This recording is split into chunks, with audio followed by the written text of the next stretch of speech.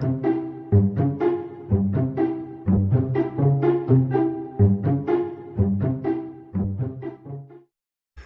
to Heroes and Droids, your guide to movies, TV shows about superheroes, sci-fi, Disney, and action. Just screw it up right off the bat.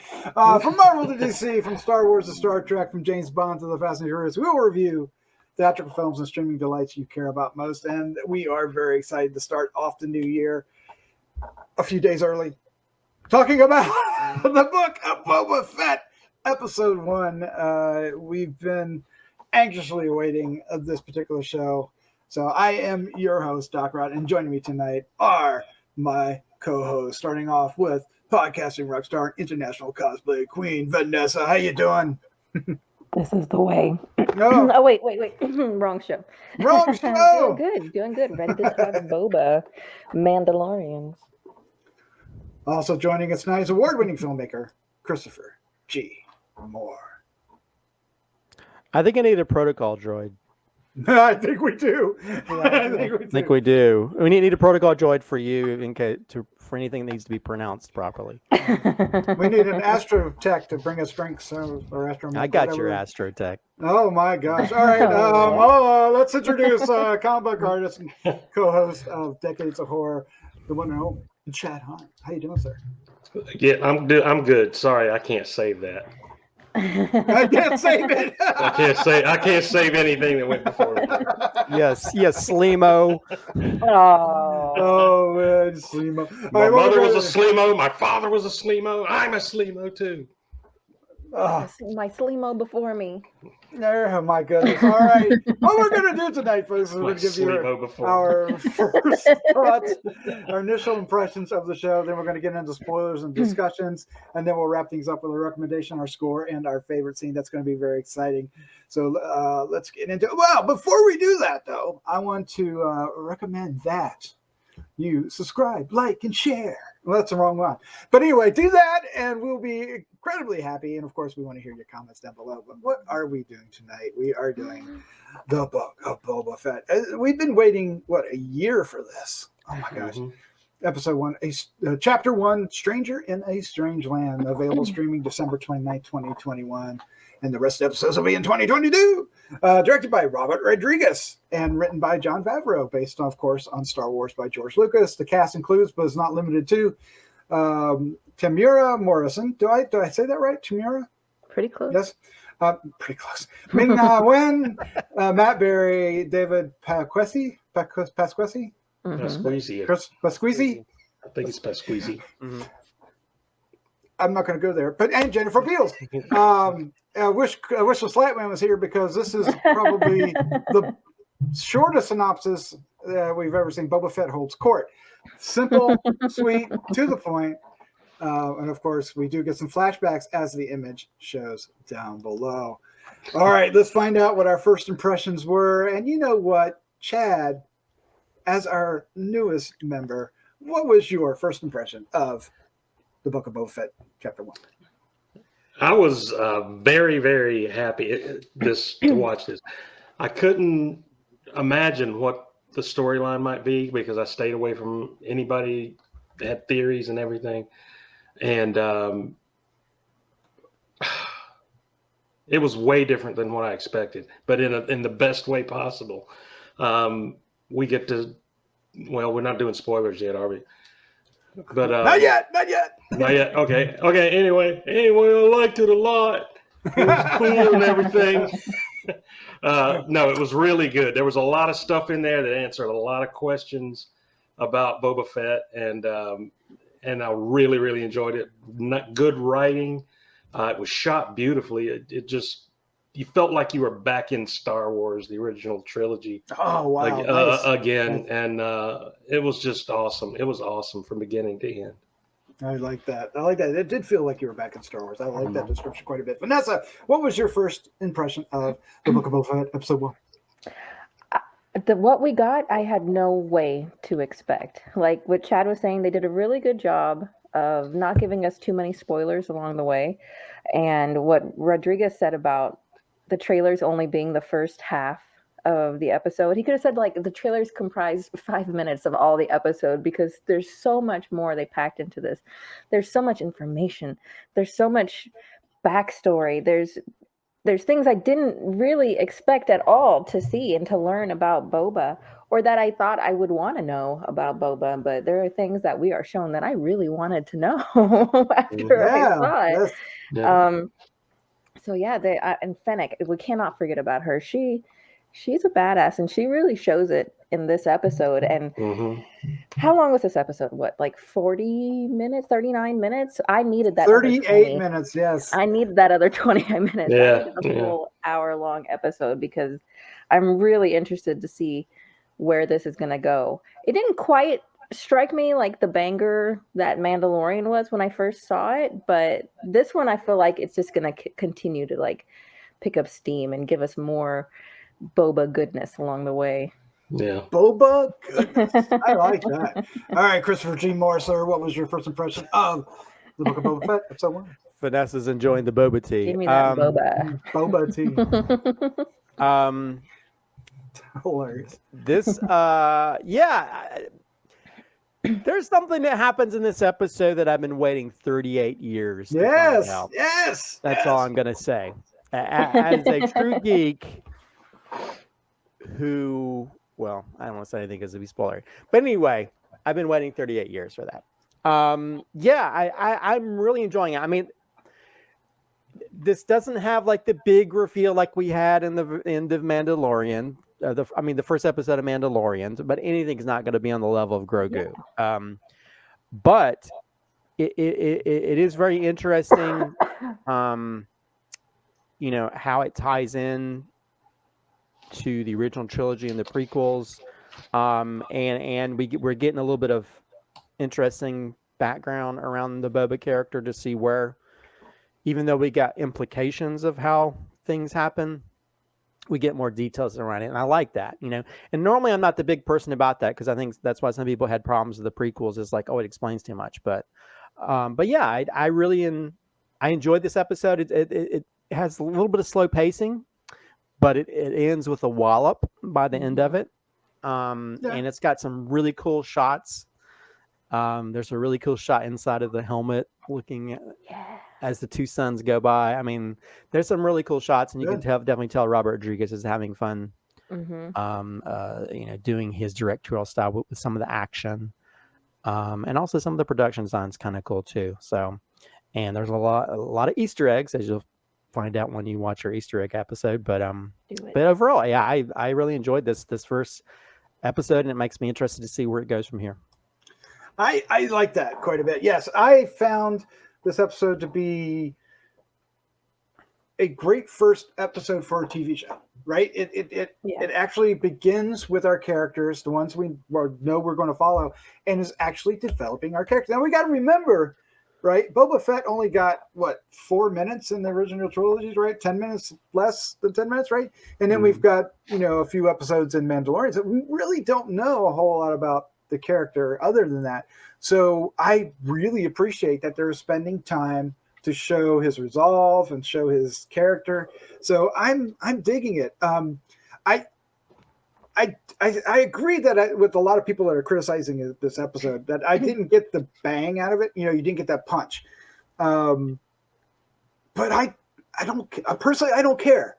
I don't care because I think, Chad, you said it. I think it was you that said it really well. That it felt like we're back in Star Wars, and it did. And we're basically on Tatooine. There's we don't see Slave One. We don't have a spaceship. We don't have X-wings or anything. They're and it's really enjoyable. And it's setting up his what he quickly sets up what he wants to do and what he's going to do it, and the two characters, him and Fennec, are wonderful together, and I really like this. I really like it, and I'm kind of surprised that I like it so much more than what I'm hearing online. I'm kind of sad by some of the negative response, but I think it's just because Mandalorian started off with ending on Grogu, right? The second one. Well, the first episode ended with Baby Yoda, and how can you top that? We can't, and they don't even try. So let's dive into a bigger discussion, and we will get into spoilers here. And I want to just start off with, because you mentioned Christopher Robert Rodriguez, and I'm a fan of Robert Rodriguez. Sometimes he makes some weird kiddie films, but I still am a fan. But I thought he was very reserved here. There's only one scene that I thought was truly a signature of Robert Rodriguez, and that's when the six-armed critter comes out and the arms start coming up and grabbing the Rodian. But other than that, I mean, it's really well directed. But I think he was focused, and I like this. I like this Robert Rodriguez. Yeah. Did you notice that? I did pick up on a lot of his cues, more so from his earlier work. Like if you go back to his first, like the Mexican, or I mean the Mariachi, or like Desperado, the way that he portrayed Boba was very much, I think, in that kind of way.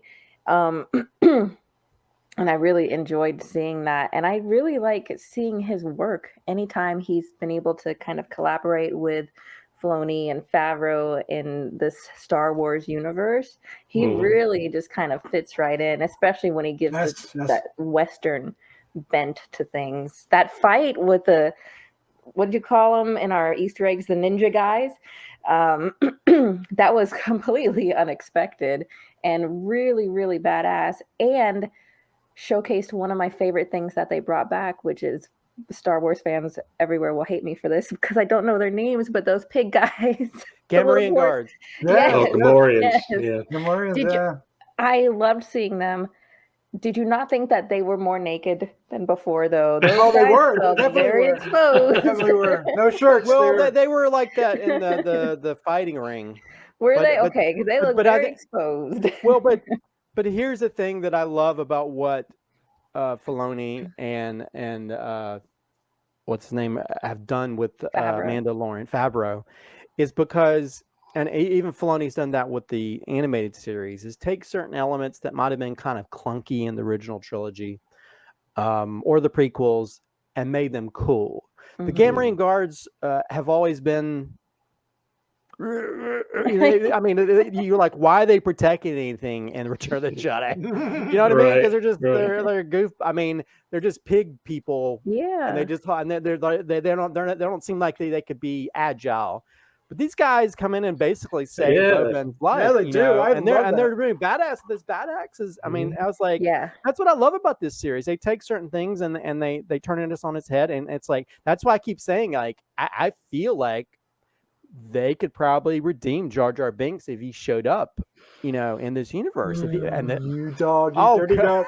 I'm just saying, I really feel like they could. I think they could. I have total belief because they've taken certain things and they put sort of a cool spin on it, So, but yeah, I think. But you say that I don't really think. I mean, I think Robert Rodriguez is kind of reserved, but also he's not, because there's a really cool overhead shot of people parkouring across buildings, which is very video game-ish. That was really fun. You got the thing where they're fighting and stuff. But I think because there's a lot of sequences where they're having to talk. And that kind of thing, but also I think even when it comes to the stuff with the Tusken Raiders is cool. There's a really cool fight scene between them and the Western type stuff where they're being dragged and stuff. Just the shot of him walking behind them, before he's getting dragged, him just kind of walking back there like that was so intense. But also just when he's trying to get, and he gets that massive dog to sort of come up and he does his little thing to it. I mean, I don't know. I kind of like some of that stuff, and I like the additions because I like how they've sort of taken Tusken Raiders and actually give them all more personality, where they're just all not the nameless lookalikes. Yeah, because you notice they have all kinds of jewelry. I love the heads are shaped different. And the female Tusken Raider I loved, because normally it just seems like it's a bunch of guys, and the female Tusken Raiders are just keeping their babies close to them before Anakin comes to kill them. But the younglings, they're younglings. Yeah, younglings, which actually he uses the phrase. Boba calls us the kid youngling. In this episode. Yeah, I love Tatooine. I mean, as far as Star Wars goes, I love when we're on Tatooine in the original trilogy, the pod racing scene. I love that planet, Mos Eisley, Mos Espa. You know that they spotlighted here. I just love that it's just this big group of nomadic Tusken Raiders, and hopefully that's what I'm hoping out of most out of this series, is we will get to know more about these beings that live on Tatooine. Yes, and I think that would be awesome, and how Boba sort of lords over them as the crime lord, you know, and how he deals with them. He's going to deal with them in a way that I did not think he would. You know, he's going to have a little dignity and a little. I'm going to rule with respect. I love that. That was cool right there, because we didn't know anything really about Boba, and to hear him say that, it endears you to him and makes you really like him. Well, I think that's super unexpected. Yeah, I also think it's part of his arc, right? I think that's what this whole Tusken Raider flashback scene is building toward. You know, that if it hadn't been for that, I think he would have led with fear, right? He would have just killed his way to the top. Maybe. Not that he did. He even offered to help the Greedo. That's what I call him, Greedo. Yeah, the Rodian, right? Yeah. Oh yeah. He even offered, can I cut you? He could have just ran off and left. Yeah. But he goes, can I free you? Can I cut your bonds? That was cool. And it gives you a little bit more insight on who Boba is. I liked, because all the younglings, whacked him with sticks when he's just tied up to the post.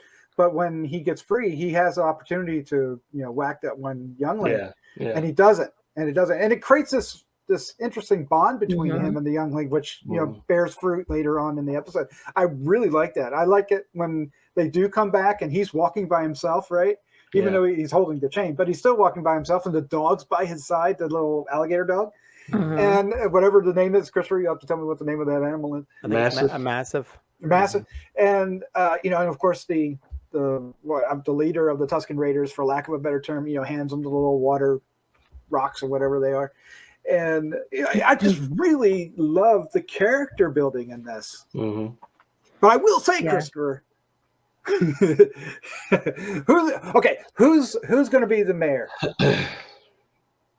Oh, it's going to be the hammerhead dude. Is it? It's going to be a hammerhead dude who supposedly is. Well, the Trando. I forget to mention this during our Easter egg thing, but the Trandoshan who comes with the pelt. Yeah. Supposedly, I think that's Robert Rodriguez. No. Oh, interesting. But I think he also might voice the hammerhead dude, which I forgot the name of the species. Yeah. If it's Jar Jar Binks, I'm coming over and smacking you myself. Oh my god! You know what? I kind of wish that was the case, because, look at the Twi'leks. Remember what the animated shows have shown more of the Twi'leks, but remember the Twi'leks in Return of the Jedi? They were just sex objects to Jabba. Yeah. Now they're running things in this city. They've become part of this new sort of cantina bar. So I love how a lot of these characters that were known as certain things have now changed. And so if Jar Jar Binks shows up in this, I would be totally happy, and I think they could do a good job of it. But yeah, I think that's the cool thing, is we're going to see all kinds of different characters, maybe from previous movies and stuff, or even animated. I was going to say, there is another character with a cowboy hat that could end up being the mayor. Oh goodness, we'll have to see if it's going to be him or not. We'll have to see if it's going to be him. I think one thing I'm interested to see is if with him. This is just more thinking forward, but with Boba Fett having flashbacks, if we're going to see that battle between him and Cad Bane at some point, that gave him his little that's the one, and his helmet. Let's end this on what Christopher's geek out moment. We get to see him escape the Sarlacc. Is that right? No, that's not right. Sarlacc. Why did I call him Sarlacc? Who knows? But Scarlett O'Hara. How incredible was that? That's what Star Wars fans have been clamoring for. There's even fan films that do it very much like this. And right? and actually, I don't know if you guys have seen that. I saw a TikTok video of it, but Patton Oswalt did this long tirade on Parks and Rec where he was trying to filibuster during like some town meeting. Yeah. And he gave this long speech, and he talked about this script, and he talks about like Boba's hand comes out and grabs onto the sand and pulls himself out of this. I mean, it's basically him explaining what happened to this, which is very funny. But everybody, and even I as a kid, I refused to believe that Boba Fett was dead. I had actually written this story as a kid that Boba Fett escaped the Sarlacc pit, figured out some way to get his rocket pack working, and then rose Darth Vader from the dead. So nice. That was me. I was, I'm still a big Empire Darth Vader fan. So, but I mean, for me, I'd always wondered, and there'd always been sort of hints at certain things, and some of the stuff that no longer canon book wise had sort of like gone into that legend kind of stuff. Yeah, and so and I think they probably pulled from some of that stuff, itself. But yeah, I mean, for me, I was very happy. I heard someone like, I think on the Slash Film podcast, you're like, well, it was implied he escaped, but I don't want to know. I wanted to know how he escaped. I mean, I mean, granted, maybe we didn't need to know why he became a part of the Tusken Raiders. That's less important to me. But the most important thing for me all this time is like, how did he escape? He was such a sort of a badass character that got like goofed on, because of it, so easily knocked into that pit, almost like a slapstick, like a Mr. Bean skit or something. Yeah, he also had the scream, right? The scream. And so like now they I mean, like they basically, like we talked about redeeming characters, they finally redeemed Boba Fett as being the badass that he is, and knowing how that happened, and it was actually that was like, we do horror film reviews and stuff, and I'm a horror filmmaker. That was kind of creepy, being trapped inside the innards of a beast that could die, and seeing that stormtrooper that his art slowly had like parts of his armor digesting. Oh man, that was like, that was gross too, because he had all this slimy ecto slime. It was gross. But that was a pretty badass way to get it. I was quick thinking, because myself, I'm looking up and seeing that. I'm already having a panic attack. Like, well, and you don't think about, like, he's probably way in the bowels of this beast, and there's probably no air. There's no air. So he pulls that air thing out of the. Well, then he uses that. Did you see that? He used the breath of his brother to light everything on fire. Like, he does. Amazing. Yep. All right. Well, let's go ahead and wrap this up with our recommendation, a score 1 to 5, and our favorite scene. We'll go in the same order. So, Chad, sir, you are up first. I really, really, really enjoyed this first episode, and I'm giving it a 5. I liked it that much. I liked that they didn't do a big bang at the very end, and because they could, how would you compete with,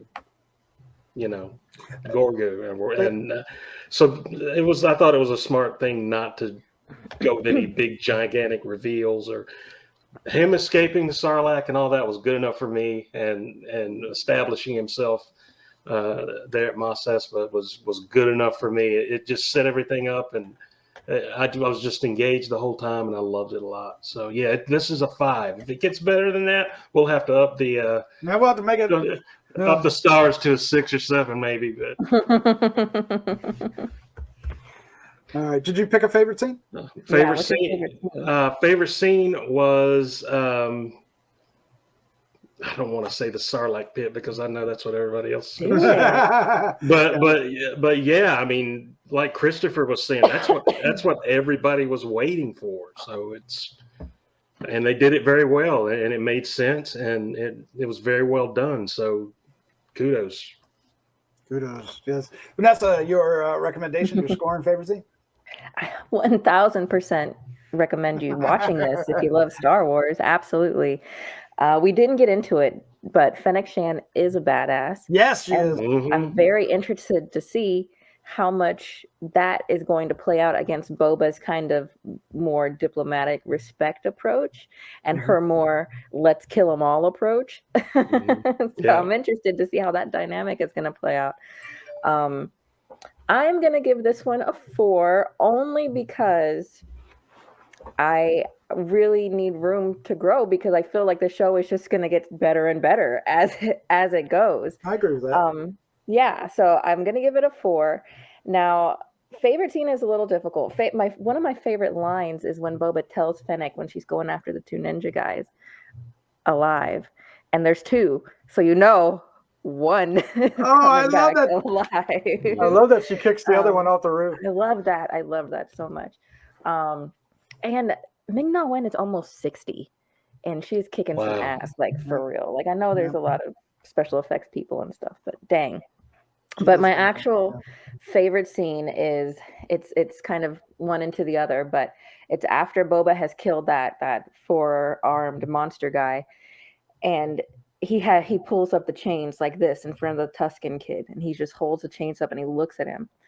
And it's just such a powerful moment of, you cannot chain me. You will not chain me. You know, these chains will be broken. And then the what happens when he gets back there, the excitement that they all feel, the kind of joy, and that him sharing the water with him, just that acceptance of Boba Fett being a badass in general was really awesome. Yep, I agree with that. Christopher, your recommendation, your score, and your favorite scene. Yeah, to go along with Vanessa was saying earlier, they're definitely playing good cop, bad cop. They are. Although Boba's not exactly totally good cop because he basically disintegrated a guy with an explosion. There was like nothing left except for smoke and ash. But yeah, I mean, I'm glad we're returning to another Star Wars series. I love The Mandalorian, and I've always been a big fan of Boba Fett. I should have brought his little action figure. I have the Slave One ship. I mean, I'm always a big fan of that. So, just to see, if this just been a short film of them escaping the Sarlacc pit, so be it. Yeah, that's all I needed to say. I mean, I'm sorry, I'm biased, but this automatically gets a 5 out of 5 because we got to see the Starlight Pit thing. I really, everything else is just peanut butter on my chocolate bar. Nice. So, and I think Temuera Morrison, I think he definitely embodies the badass person we always thought was in Boba Fett. Although I'm not exactly sure. I guess some people are sort of having issues with him taking his helmet off in public, but I don't care. He's a badass no matter if he wears a helmet or not. There doesn't necessarily have to be mystery around it. And I think he's tried to be mysterious before and he got kicked into the Sarlacc pit. So I think that's why he's probably changing his tune. It's people are poo-pooing him on the same way they poo-pooed on Luke throwing his lightsaber away. But yeah, overall I think it's a fun episode and it sort of like gives some info behind some of the stuff that we saw in The Mandalorian, as well as stuff that sort of was still open-ended after Return of the Jedi. So, so if anything, I'm kind of excited and interested to see if they do any more flashback type stuff with the Back to Tank. I hope they do. That maybe gives us more info that might tie into not only his history, but maybe in stuff from the animated series. Oh yeah. But yeah, we get kick-ass Gamorrean guards. We get space ninjas who know parkour. We get also Fennec knowing parkour. Lots of cool stuff in this, and it makes me more excited because just all the homages to everything from Japanese cinema to Ray Harryhausen to sci-fi. I feel like him bringing it head is very Clash of the Titans. Oh yeah. The Gorgon, the Gorgon, which also had like extra arms too. So yeah, it was almost the same. It's very, very similar. It's almost the same, but also it's kind of cool how it also would walk on 4 legs instead of 2 at some point. So I'm kind of interested to see what they end up calling this creature that'll be in some Star Wars Wikipedia wiki somewhere. Yep. Or Wikipedia as they call it. But as for favorite scene, I probably would have picked the Sarlacc thing, but also I'm going to pick the monster scene, that creature. Yes. Because at first I was like, I hope this is not like a baby crate dragon or something. Yeah, yeah. I thought that's what it was going to be at first, and then I was like, what the hell is this? And I want to know more about it because it's so freaking cool. Yeah, that was an intense fight scene. It was. That poor Rhodey. Yeah, and that Rhodey is like, he deserved it. See you later, Sleemo. Yeah, he got turned into sand slime. He did. He got his arms went. But yeah, I mean that was a really cool scene, and I think with them sort of tying in a little bit into Leia fighting Jabba was just the icing on the cake. Yep. So yeah, I think that's probably. I mean, that other than the Sarlacc pit, that would be probably my favorite scene because I was just seeing something. Also, anytime we see something new in this universe, I'm excited about because we can pay attention to all these Easter eggs, but any new creature, new characters, that's kind of cool because then we're opening up the world even more to new things. Yeah. I'm just going to say, give this thing a chance. Don't give it a first impression just because negative first impression just because it didn't have a bang at the end of this episode. Give it a chance. It's building character and it's doing a great job. I love the growth of Boba Fett in this and Fennec Shen as well because he's challenging her. You know, she would rather just blast the guy, right? Or and I like that. I like a lot of what I really was in it. And I think, Chad, you absolutely said it the best. It felt like Star Wars. It absolutely felt like Star Wars. And Robert Rodriguez does a great job of putting us into that world. And I'm glad he's doing a number of these, right? He's doing 3 of them, 3 of the 7. Is that right? Or is he doing all 7? Is he? Oh, that's great. I don't know. I know he's doing a few of them because he's kind of he's also the showrunner, right? Isn't he? Yeah. Yep. So I'm going to give it a 4.5 because I'm with Vanessa. I want to give it room to grow, right? I want more of the story. We got the setup. Now I want the story, and I love the setup. I love the setup. It's great, and we needed it. We needed that transition, and connecting. What we saw in Mandalorian, and what we've seen of the characters. So we needed it. My favorite scene. You guys took them all. But if it's not that, it's going to be the tribute scene at the very beginning, right? And all these characters coming in and giving different tributes. And then the mayor's, I forget what they call them, but the mayor's emissary. Emissary comes in, and it's I just love that conversation and how it was so political, right? It was a political conversation without feeling like it's buried in politics, right? And they had to be. He had to be cunning, and I thought Boba Fett was, right, and so was Fennec, because Fennec's the one that said, the thing that kind of chilled that guy to his bones. Oh yeah, okay, I'm good with that. I don't think my mayor's going to be good with that, but I'm good with that. And then of course the Gamorrean guards when they come in, and he decides to, I'll spare you if you're loyal to me, and they prove that they are later in the episode. I just love that. Cool. Love that. So thank you for giving me this episode, and I can't wait for the other 6. Yep. IMDb says the second episode is directed by Dave Filoni and Steph Green. Ooh, well that's nice. And it looks like Jon Favreau might be directing this episode. So that'll be good too. That makes sense. He wrote this one. Yeah, I did. So I guess we'll see, and that makes you wonder if we'll see characters popping up from. Well, if Filoni animated one, series. He's going to do something. That'd be. I can't wait. I love it. It's kind of like it's got this little. Filoni Maybe we'll see some of his clone. There's so many options. So many options. Yeah. Baby Boba. Mini Boba. Baby Boba. Baby Boba. Oh, let's not. I'm curious. I want to know who the mayor is. I want to know if that kid, makes it to, is he going to be part of the story? The kid Tusken Raider, the youngling, if you will. I feel like I'm first. This is my first prediction.